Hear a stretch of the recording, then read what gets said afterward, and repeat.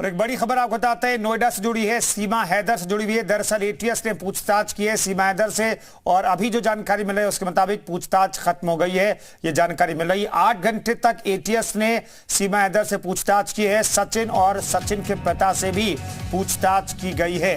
तो इस वक्त की बड़ी खबर आपको बता रहे हैं। दरअसल चर्चा और आशंका इस बात की है कि क्या आईएसआई की एजेंट है सीमा हैदर, इसलिए पूछताछ बेहद जरूरी थी और एटीएस ने 8 घंटे तक पूछताछ की है सीमा हैदर से, सचिन से और सचिन के पिता से।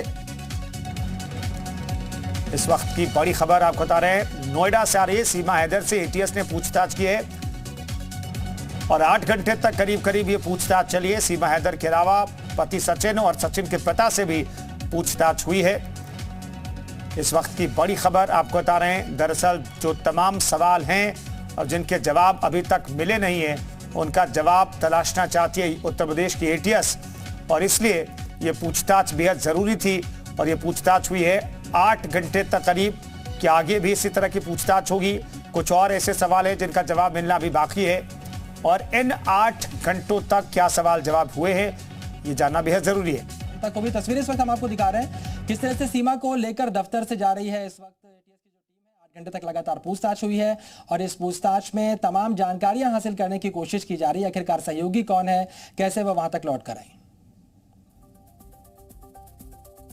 सचिन के पिता से भी पूछताछ हुई है। सीमा कैसे नेपाल पहुंची और नेपाल से किस जरिए से वो नोएडा तक पहुंची, ये अपने आप में बड़ा सवाल है। किन किन लोगों ने सीमा की मदद की, ये जानना बेहद जरूरी है क्योंकि आशंका ये व्यक्त की जा रही है कि क्या आईएसआई की एजेंट तो नहीं, आईएसआई की एजेंट तो नहीं है सीमा हैदर, इसलिए ये पूछताछ कहा जा रहा है कि बेहद जरूरी थी और 8 घंटे तक ये पूछताछ हुई है सीमा हैदर से, सचिन से और सचिन के पिता से।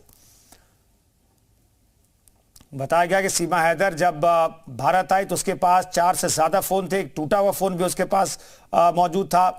उसकी फॉरेंसिक जांच भी कराई गई है। पहले गिरफ्तार किया गया था सीमा हैदर और सचिन को, बाद में बेल मिली और बेल मिलने के बाद सीमा हैदर ने मीडिया से लगातार बातचीत की है और बातचीत में कई सवालों के जवाब उसने दिए हैं। लेकिन इन सब के बीच आधिकारिक तौर पर एटीएस ने पूछताछ की है 8 घंटों तक। अजीत हमारे सहयोगी, वरिष्ठ सहयोगी जुड़ रहे हैं। अजीत बताइए कि 8 घंटों तक क्या पूछताछ हुई होगी, क्या तस्दीक करना चाहती है उत्तर प्रदेश की एटीएस? देखिए बिल्कुल कुंदन, उत्तर प्रदेश की एटीएस पूरे मामले को पुख्ता कर लेना चाहती क्योंकि सीमा हैदर को लेकर कई सारे सवाल खड़े हो रहे थे।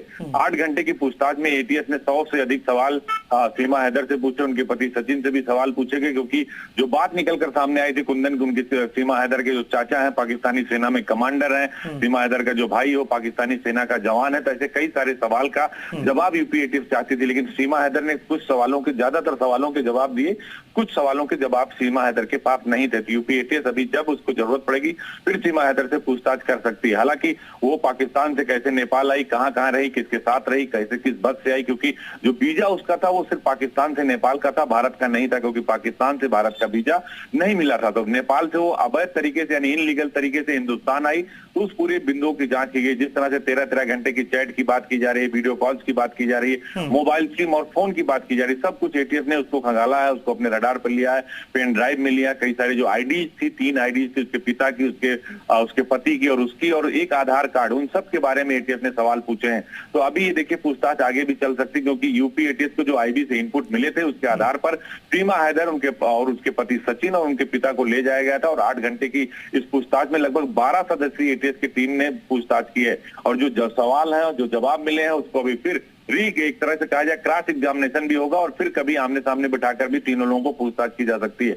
यूपी एटीएस हर मामले को पुख्ता कर लेना चाहती क्योंकि इसको लेकर देखिए जिस तरह से पाकिस्तान में बलूच डाकुओं ने धमकी दी, उसके बाद हिंदुओं के मंदिर पर रॉकेट लॉन्चर से हमला किया गया और उसका असर हिंदुस्तान में भी पड़ा। तो जो सीमा की वजह से सीमा पर जो तनाव चल रहा है उसको कम करने की कोशिश की जा रही क्योंकि 2 देशों के बीच का मामला है, लिहाजा कोई लूज पोल ना रह जाए, इसको लेकर एटीएस हर जांच पुख्ता कर लेना चाहती है क्योंकि पाकिस्तान की सेना में परिवार के 2 लोग हैं, वहां से संपत्ति बेचकर वो नेपाल आ गई, हिंदुस्तान आ गई 4 बच्चों के साथ।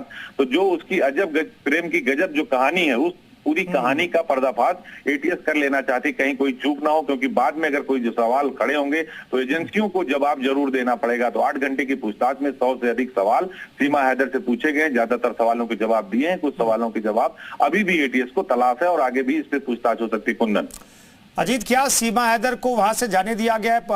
बताई गया था कि अज्ञात जगह पर ले जाकर के तीनों से पूछताछ हुई है। क्या सीमा हैदर को अब जाने दिया गया अपने घर के लिए रबुपुरा में, चूंकि वो फैमिली के साथ रह रही है?